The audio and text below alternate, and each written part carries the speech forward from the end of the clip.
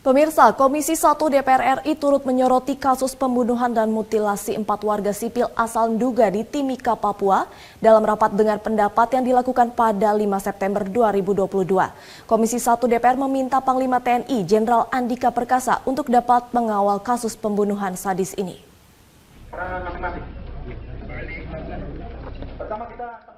Dalam rapat dengar pendapat atau RDP yang dilakukan oleh Komisi 1 DPR RI bersama dengan Panglima TNI dan Kementerian Pertahanan pada 5 September 2022, kasus pembunuhan dan mutilasi 4 warga sipil asal Nduga di Timika, Papua turut menjadi perhatian. Anggota Komisi 1 DPR RI fraksi Gerindra Yan Permenas Mandenas yang merupakan anggota Dewan Daerah Pemilihan Papua meminta agar kasus ini dibuka secara terang benderang. Karena proses hukum dalam internal TNI biasanya memiliki batasan-batasan informasi yang boleh diakses publik. Itu penyebabnya apa? Sehingga dibuka secara terang benderang.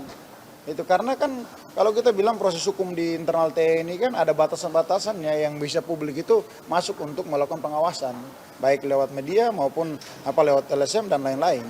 Nah, jadi harus benar-benar kita minta untuk Panglima TNI konsisten untuk mengawal semua proses hukum yang terjadi, apalagi melibatkan perwira yang adalah calon-calon pemimpin bangsa ke depan.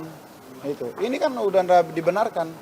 Selain itu, saat ditemui selesai rapat dengar pendapat dengan Komisi 1 DPR, Panglima TNI Jenderal Andika Perkasa menyatakan akan mengawal kasus ini meskipun tidak mudah. Hal ini dikarenakan ada saja pihak yang berusaha untuk mengintervensi berbagai kasus internal. Kan yang mutilasi ini, Mbak, kasus-kasus yang sudah terjadi 2 tahun lalu itu juga masih kita kawal sekarang.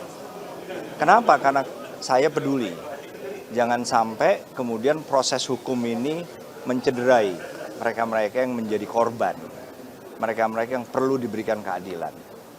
Jadi itu sudah jelas, apalagi ini yang terbaru, yang 2 tahun lalu masih saya kawal, dan itu tidak mudah. Saya sampaikan sekali lagi.